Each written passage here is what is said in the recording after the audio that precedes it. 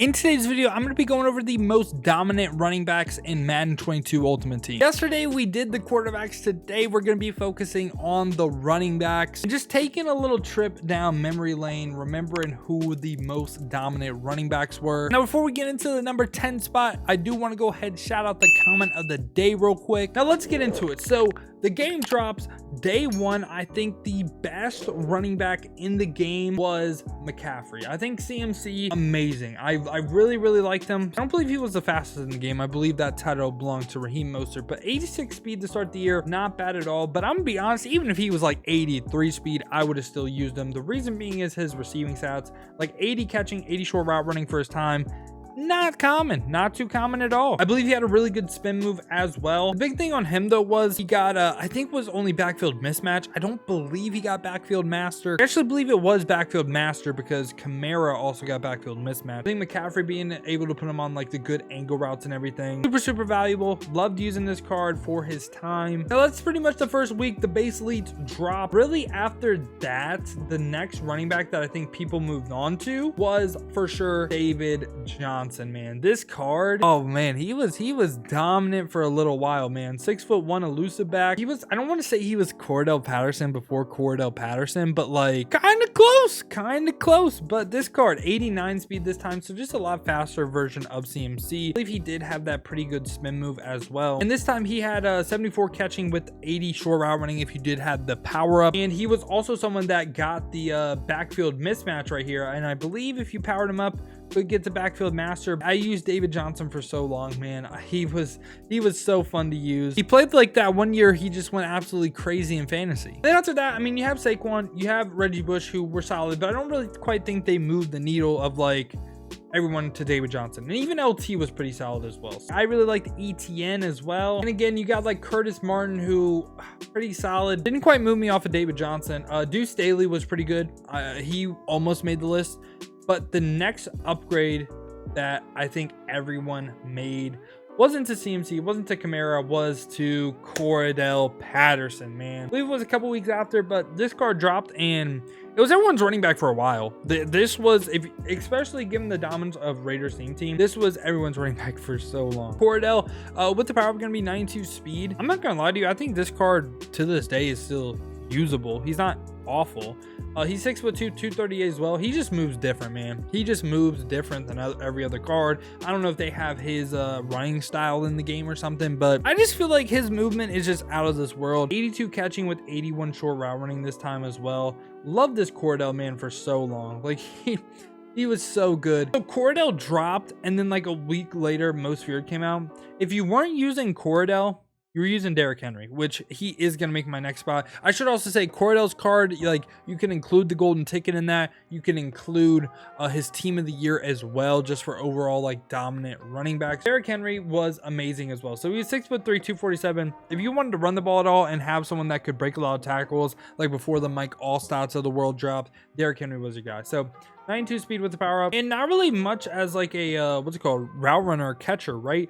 But he was someone that, I don't know if it'll show it right here, he got backfield mismatch for 2 AP, so you could really just run backfield mismatch on him and he was going to be a fine receiver. Like this Derrick Henry was really good for a while. And then I remember Chase Edmonds dropping. He was the fastest running back in the game. I don't think speed minus like some other stats like height and like weight and also like the route running things, I don't think speed is the only thing you need to look at. It is the most important thing, but not the only thing, right?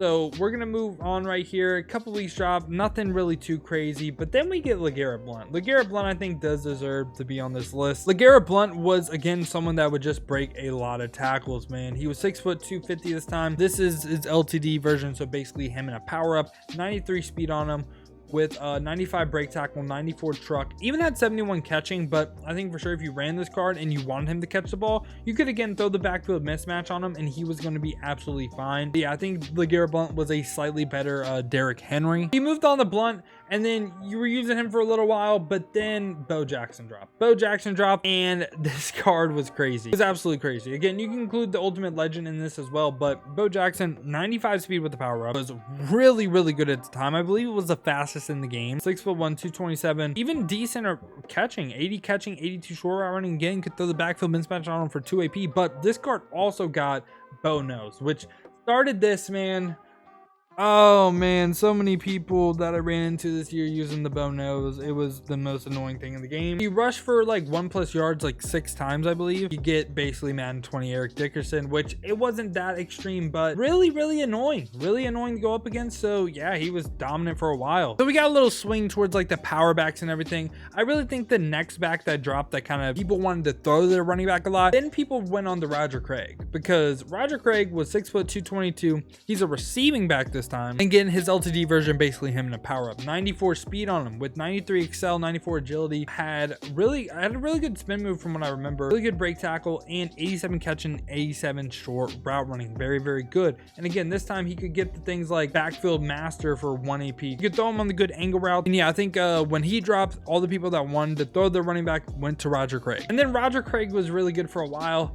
I kind of wanted to throw this Odell on here, but he was just another kind of one of my personal favorite cards. Ricky Williams almost made the list. I just didn't quite think I saw too many people use them, to be honest with you.